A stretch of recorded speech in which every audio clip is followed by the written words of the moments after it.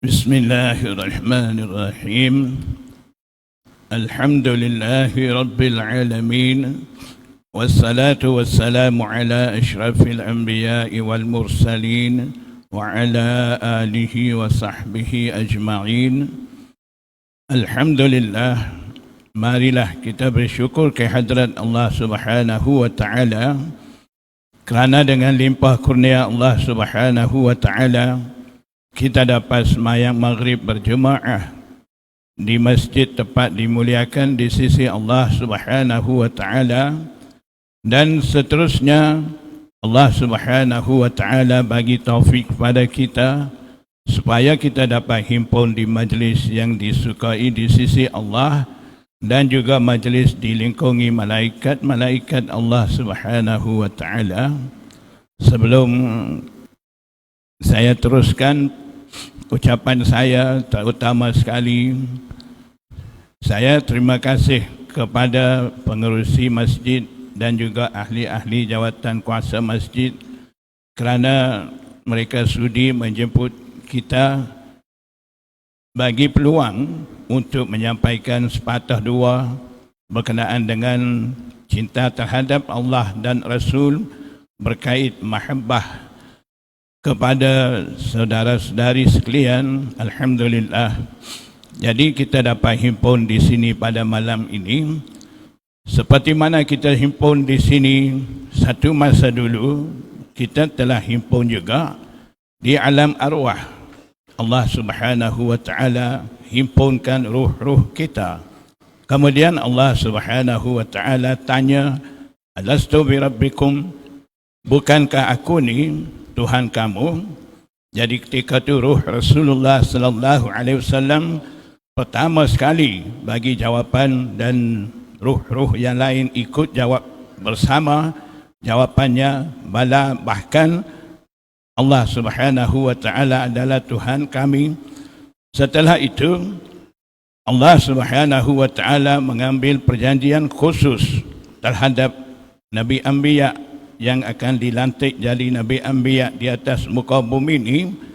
Allah Subhanahu wa taala mengambil perjanjian nubuwah dan risalah terhadap mereka. Kemudian Allah Subhanahu wa taala mengambil perjanjian lagi dengan Nabi Anbiya itu khususnya supaya mereka beriman dan membantu kepada Nabi akhir zaman Rasulullah sallallahu alaihi wasallam.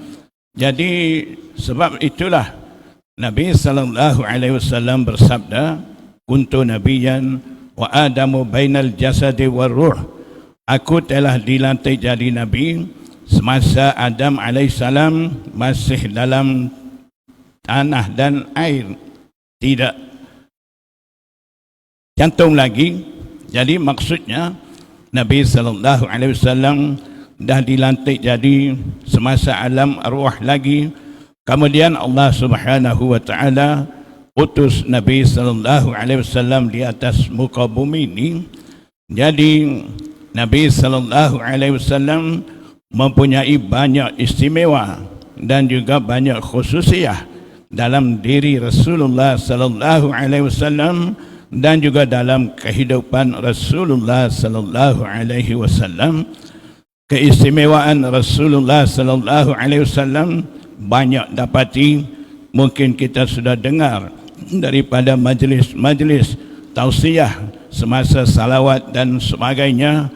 Keistimewaan Rasulullah sallallahu alaihi wasallam semasa Rasulullah sallallahu alaihi wasallam masih dalam kandungan ibu dia, dan juga semasa lahir, selepas lahir, dan juga semasa Nabi sallallahu alaihi wasallam usia muda, dan juga semasa Rasulullah sallallahu alaihi wasallam dilantik jadi nabi, sebelum nabi dan juga selepas nabi.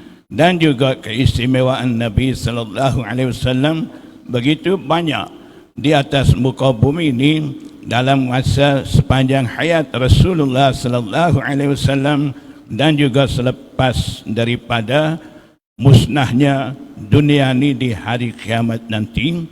Jadi begitulah keistimewaan Rasulullah SAW ada banyak. Mau hitung, mau bagi tahu satu persatu tidak mengizinkan masa.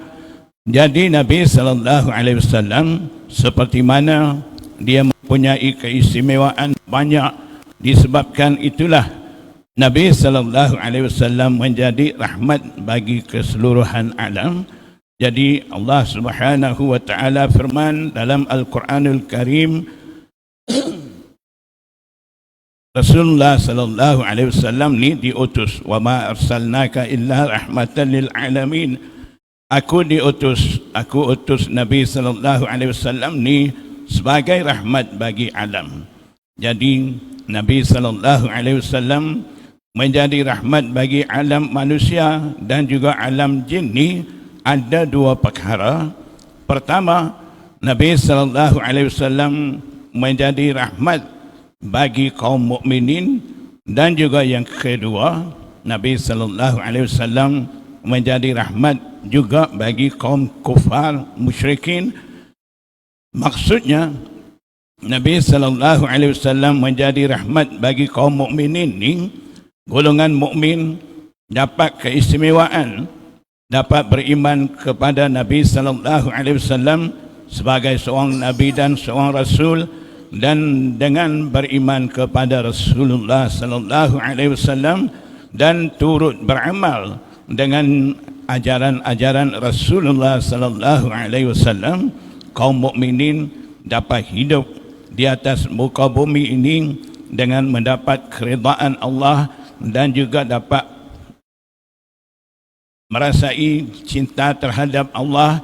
Dan juga setelah meninggal dunia, kaum mukminin akan dilepaskan daripada azab kubur dan juga akhirnya lepas daripada azab neraka, dan akhir sekali kaum mukminin akan dapat masuk syurga. Itu rahmat daripada Rasulullah sallallahu alaihi wasallam bagi kaum mukminin, dan rahmat daripada Rasulullah sallallahu alaihi wasallam ada juga bagi kaum kufar.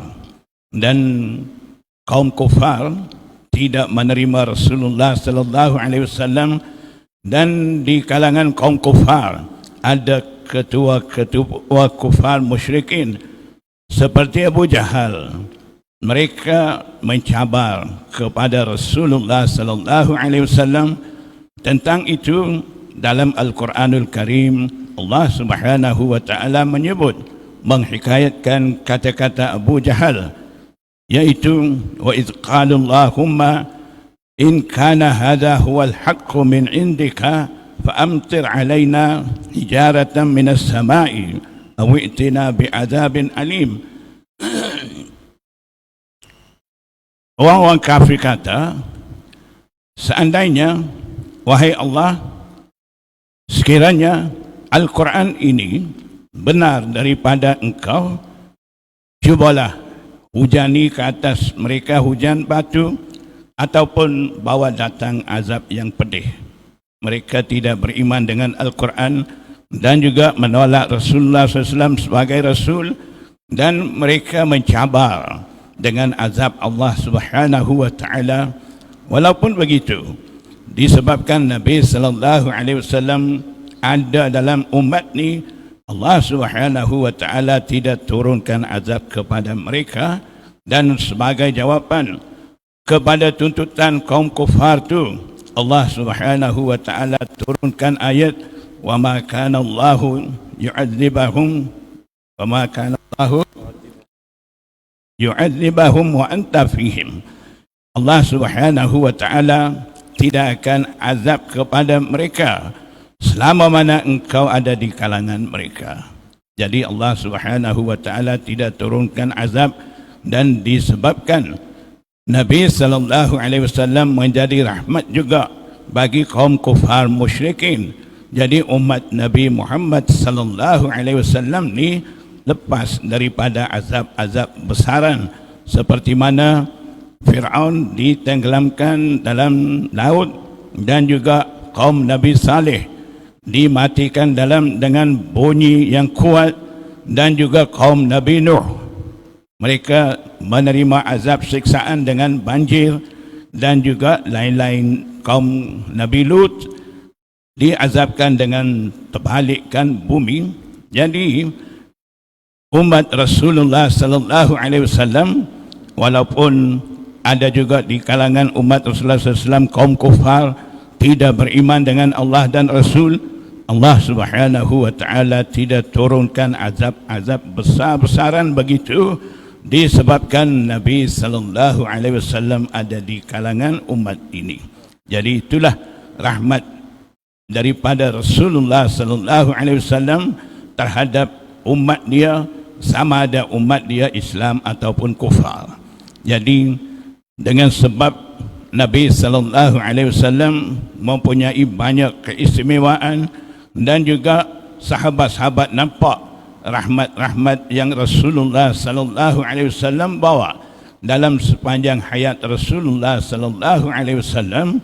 Mereka mencintai Rasulullah sallallahu alaihi wasallam dan mereka mencintai Rasulullah sallallahu alaihi wasallam lebih daripada nyawa mereka dan juga lebih daripada sayang kepada ahli keluarga dan juga kaum-kaum yang lain.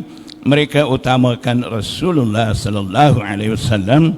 Jadi ada satu ketika sahabat Nadhr bin Anas radhiyallahu taala anhu, dia datang di sisi golongan muslimin sedang merenung ketika mana dalam peperangan Uhud dimasyhurkan Nabi sallallahu alaihi wasallam dah wafat.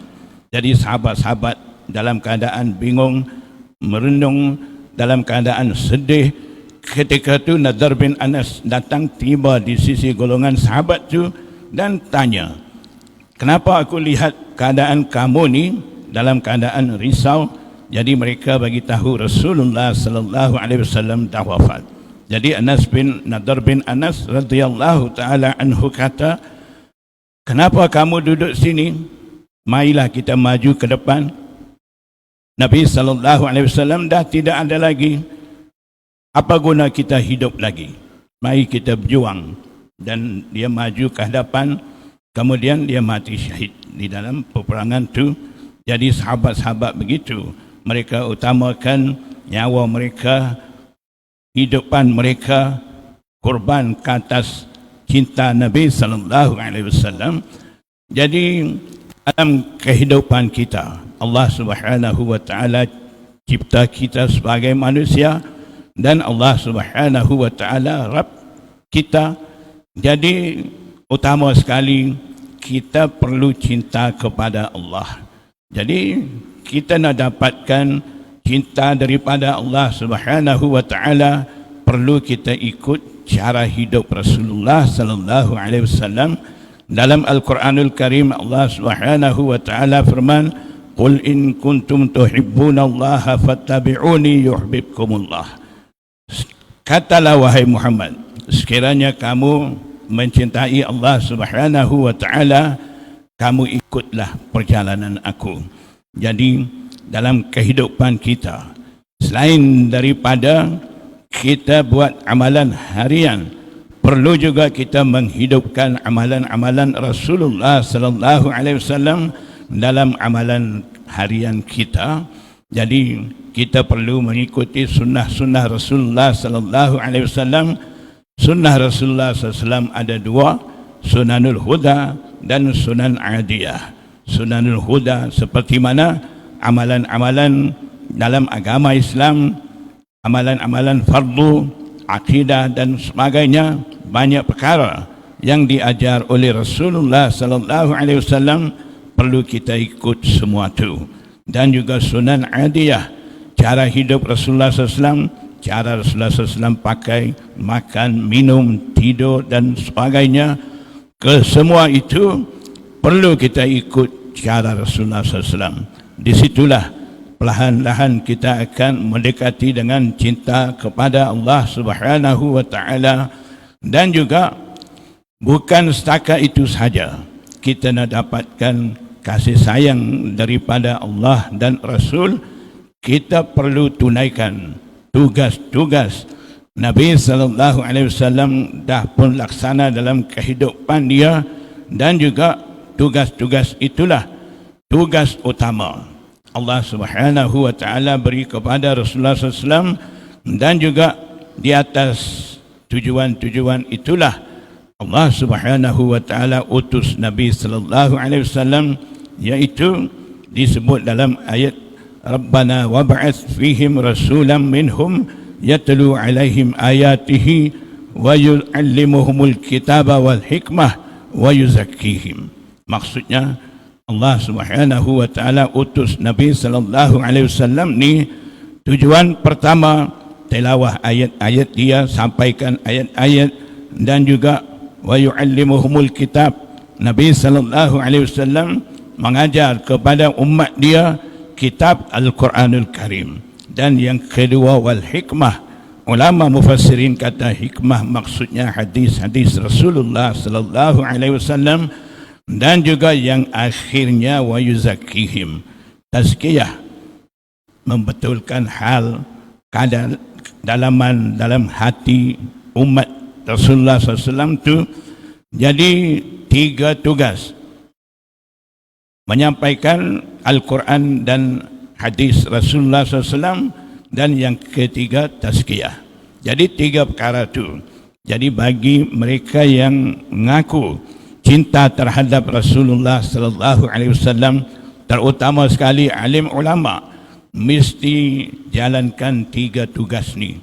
Maksudnya menyampaikan kepada umat Rasulullah sallallahu alaihi wasallam maksud Al-Quranul Karim dengan betul, dan juga membawa maksud-maksud sebenar daripada hadis-hadis Rasulullah sallallahu alaihi wasallam. Dan akhirnya perlu usaha supaya tazkiyatun nufus, membetulkan hati-hati umat-umat muslimin, membersihkan daripada sifat-sifat mazmumah dan memasangkan dengan sifat-sifat mahmudah, sampailah umat Rasulullah sallallahu alaihi wasallam dikasihi Allah Subhanahu wa taala. Dengan cara itulah kita akan dapat cinta terhadap Allah Subhanahu wa taala dan juga cinta kepada Rasulullah sallallahu alaihi wasallam. Jadi daripada ayat-ayat dan hadis-hadis kita dapati kita perlu ikut Al-Quranul Karim dan juga hadis Rasulullah SAW, dan juga bukan setakat kita amal Quran Sunnah saja dengan cara kita menolak fiqh dan tasawuf. Itu satu cara sesat. Orang sekarang ada satu kumpulan, mereka sedang bawa kita amal Quran Sunnah cukup, kita tak perlu ikut fiqh tasawuf, dan mereka sebut lagi tasawuf ni tasawuf sesat. Itu satu pembawakan salah. Kalaulah na'amal Quran Sunnah, yang benar-benar faham Quran Sunnah, mereka tidak akan cakap begitu. Sebab apa? Dalam Al-Quranul Karim sendiri ada satu ayat, ati'ullaha wa ati'ur rasul wa ulil amri minkum. Taatlah Allah, maksudnya ikut Al-Quranul Karim, hukum-hukum Allah kena ikut. Wa ati'ur rasul, taat Rasul, maksudnya beramal dengan hadis-hadis Rasulullah SAW. Dan wa ulil amri minkum, kita tafsir sekarang menyebut hanya taat kepada pemimpin, setakat itu saja. Tapi di kalangan sahabat Abdullah bin Abbas, Jabir bin Abdullah, dan juga Imam Hasan Basri, mereka tafsir dengan 2 makna. Pertama umara, pemimpin pemerintah. Yang kedua fuqaha, ulama mujtahidin seperti imam mazhab. Imam mazhab ni bukan wujud kemudian di zaman sahabat tidak ada, tidak macam tu. Di kalangan sahabat bilangan 124,000, dibilang 135 orang sebagai sahabat mujtahid, imam mazhab, istilah kita panggil sekarang ni. Dah ada di zaman sahabat lagi. Jadi sahabat-sahabat yang dengar ayat dan hadis daripada Rasulullah SAW sendiri, tapi terkadang ada percanggahan ayat sama ayat, percanggahan ayat sama hadis, percanggahan hadis sama hadis. Mereka tak mampu selesai, mereka mesti rujuk kepada sahabat yang dah sampai peringkat mujtahid itu. Sayyidatina Aisyah akan bagi jawapan, Abdullah bin Mas'ud akan bagi jawapan, Sayyidina Ali akan bagi keputusan.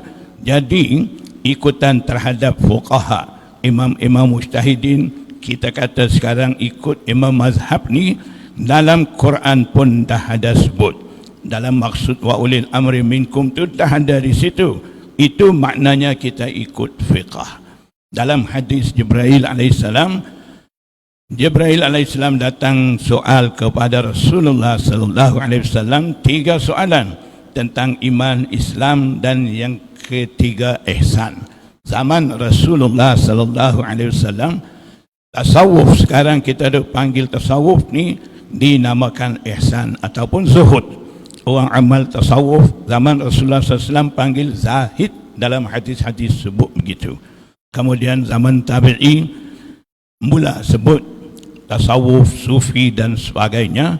Hakikat tasawufnya sama.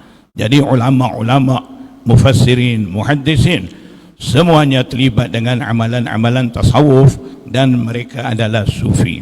Jadi tujuan utama Rasulullah sallallahu alaihi wasallam hidup di atas muka bumi ni, bangkit sebagai seorang nabi dan rasul ni, nak bawa umat ke arah tazkiyah tu dengan menyampaikan Al-Quran dan Al-Hadis.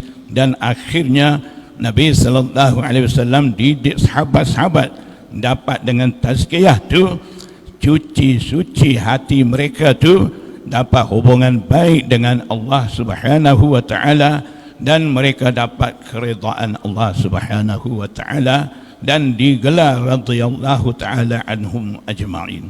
Itulah tujuan utama kita nak bawa umat tu. Bukan kita nak ceramah saja, bukan kita buat program itu, program ni, duk sana, duk suka, bukan setakat tu saja. Tujuan utama kita perlu sampaikan kepada umat maksud sebenar Al-Quranul Karim pertama. Yang kedua, sampaikan maksud sebenar hadis Rasulullah sallallahu alaihi wasallam. Kemudian kita mengajar fiqh untuk mengesah amalan Islam dalam agama Islam ni, dan juga utama sekali perlu kita utamakan tazkiyah, yang mana tuan guru, imam-imam, asatizah mengajar kitab-kitab tasawuf. Itu perlu kita belajar dan kita beramal dengan amalan-amalan itu. Dengan cara-cara itu kita akan dapat cinta daripada Allah Subhanahu wa taala, dan kita akan wujudkan dalam hati kita kasih kepada Allah Subhanahu wa taala. Jadi Nabi sallallahu alaihi wasallam mau kita ni lebih kasih dia daripada ahli keluarga kita, anak isteri kita. Nabi sallallahu alaihi wasallam bersabda, la yu'minu ahadukum hatta akuna ahabba ilaihi min walidihi wa waladihi wan nasi ajma'in. Tidak akan sempurna iman seseorang di antara kamu selagi kamu tidak kasih aku lebih daripada bapa, anak dan kesemua orang. Jadi cinta ada dua, cinta hubbu akli dan hubbu tabi'i.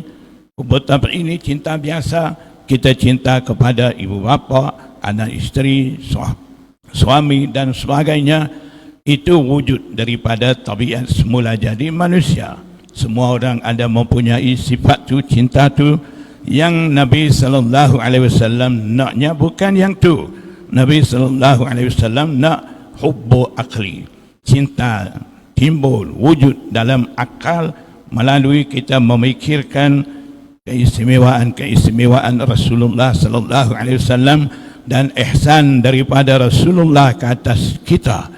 Semua itu kita memikirkan, wujudkan dalam pemikiran kita cinta kepada Rasulullah sallallahu alaihi wasallam, seperti mana sahabat-sahabat cinta kepada Rasulullah sallallahu alaihi wasallam lebih daripada nyawa dan ahli keluarga mereka.